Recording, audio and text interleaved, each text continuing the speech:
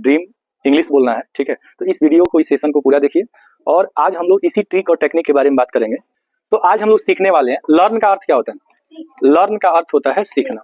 तो आज हम लोग सीखेंगे, क्या सीखेंगे? तो कैसे English, how to speak English fluently, ठीक है। तो इसकी कुछ ट्रिक और टेक्निक है, इसके बारे में हम लोग डिस्कस करेंगे। सबसे पहले आपको बता दें कि इंग्लिश भाषा को सीखने के लिए कुछ इंपॉर्टेंट चीज है जिसको आपको समझना पड़ेगा।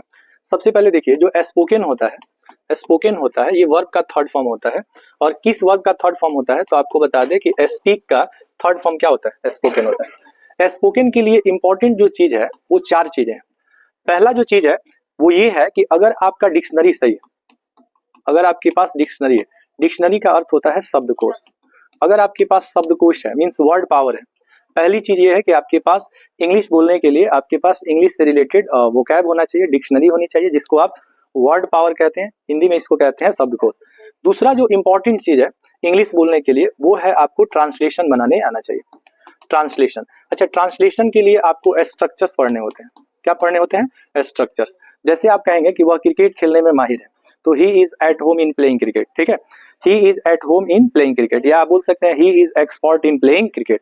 माहिर है, दक्ष है, निपुण है, किसी काम को अगर बेहतर करने आता है तो उसके लिए हम लोग एक्सपर्ट इन या एट होम इन का प्रयोग करते हैं, ठीक है। तो आपको स्ट्रक्चर पता होना चाहिए। जैसे आप बोलते हैं मुझे जाने दो तो लेट मी गो, मुझे पढ़ने दो तो लेट मी रीड, मुझे बैठने दो तो लेट मी सिट, मुझे बोलने दो तो लेट मी स्पीक। तो आपको यहाँ पे स्ट्रक्चर्स भी जानना होता है। दूसरा चीज है कि आपको स्ट्रक्चर पता होना चाहिए। तीसरा जो इंग्लिश जानने के लिए जो इंपॉर्टेंट पार्ट है वो है कि आपके पास ग्रामेटिकल नॉलेज होना चाहिए। Grammatical knowledge, grammatical knowledge, grammatical knowledge का होना भी इंग्लिश के लिए क्या है? जरूरी है। व्याकरण का आपको ज्ञान होना चाहिए। व्याकरण का क्या होना चाहिए? ज्ञान। इन तीनों का जब आप प्रैक्टिस करते हैं, इन तीनों का क्या करते हैं? प्रैक्टिस करते हैं, तो आपको इंग्लिश बोलने में कोई दिक्कत नहीं होती, ठीक है। तो पहली चीज आपको जो हमने बताया वो बताया कि आपके पास वोकैब होना चाहिए, डिक्शनरी होनी चाहिए, ज्यादा से ज्यादा आपको वर्ड मीनिंग याद करना चाहिए। वर्ड मीनिंग को याद करने का सबसे जो बेस्ट तरीका है वो ये है कि आपके पास एक ट्रांसलेशन का बुक होना चाहिए, ठीक है।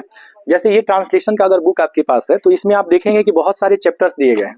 इन चैप्टर्स को जब आप बनाते हैं, जैसे लेसन 1 को आप बनाएंगे, यहाँ पे ध्यान से देखेंगे, जैसे लेसन 1 को आप बनाएंगे ना, तो यहाँ पे आपको वोकेबुलरी दिया हुआ है। क्या दिया है? वोकेबुलरी। वोकेबुलरी जो होता है ना, इसको शॉर्ट में वोकैब कहते हैं। तो वोकेबुलरी क्या होता है? इसी को हम लोग शब्दकोश कहते हैं या डिक्शनरी कहते हैं, इसी को वर्ड पावर कहते हैं। बात समझ में आ रही? प्रत्येक जो ट्रांसलेशन आप बनाएंगे, एक्सरसाइज करेंगे ना, तो उसके नीचे आपको वोकैब दिया रहता है। जैसे मान लीजिए कि अगर आप कहते हैं कि मैं खुश हूं, आई एम हैप्पी, तो यहाँ पे हैप्पी आपका क्या हो गया? वर्ड हो गया। मैं स्वस्थ हूं तो आई एम क्या होगा? हेल्दी होगा। मैं किसान हूं तो आई एम ए फार्मर। तो आपको पता होना चाहिए कि जैसे खुश को या स्वस्थ को, चालाक को, बुद्धिमान को, मेहनती को, ठीक है, इंग्लिश में क्या बोलते हैं। तो ये छोटे छोटे जो वर्ड्स हैं ये आपको याद होने चाहिए। तो words are important to speak English fluently. आप याद रखेंगे कि शब्दकोश जो होता है धारा, प्रवाह या स्पष्ट अंग्रेजी बोलने के लिए बहुत ही जरूरी होता है। दूसरा कि आपको ट्रांसलेशन बनाने आना चाहिए। ट्रांसलेशन क्या होता है? Translation is that process in which we can change one language into another language. एक भाषा से दूसरी भाषा में बदलने की प्रक्रिया को ही हम लोग क्या कहते हैं? अनुवाद। तो अनुवाद बनाने आपको आना चाहिए। तीसरा कि आपको ग्रामेटिकल नॉलेज होना चाहिए कि जैसे आप कहते हैं कि मैं तुम्हें जानता हूं, तो आई एम नो यू लिखिएगा तो गलत हो जाएगा। आई एम नो यू नहीं होता, आई नो यू होता है। एम का प्रयोग प्रेजेंट इंडेफिनिट टेंस में नहीं किया। अच्छा, टेंस आप किस में पढ़ते हैं? ग्रामर में पढ़ते हैं। तो ग्रामेटिकल नॉलेज भी आपके पास होना चाहिए। तो आइए आज के इस सेशन में हम लोग इसी टाइप की कुछ बातें करेंगे कि इंग्लिश को आप कैसे आसानी से सीख सकते हैं। मेरा YouTube पे चैनल भी है इंग्लिश बाय अरविंद सर, आप वहां से भी बहुत सारे वीडियोस देख सकते हैं। यहाँ पे बहुत सारे वीडियोस अपलोड है। आज यहाँ पे हम लोग कुछ स्पोकन से, तो हमने आज के इस सेशन में क्या सीखा कि भैया जी इंग्लिश अगर आपको बोलना है तो उसके लिए 4 चीजें मस्ट है। पहला कि आपके पास वोकैब होना चाहिए, डिक्शनरी होनी चाहिए।